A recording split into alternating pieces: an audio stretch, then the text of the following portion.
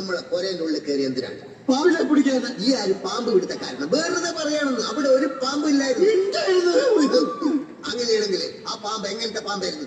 എങ്ങനത്തെ പാമ്പ് തലയും പാലുള്ള പാമ്പായിരുന്നു. അല്ലാണ്ട് പിന്നെ കൊമ്പും കാലുള്ള പാമ്പിനെ നീ കണ്ടിട്ടുണ്ടോ?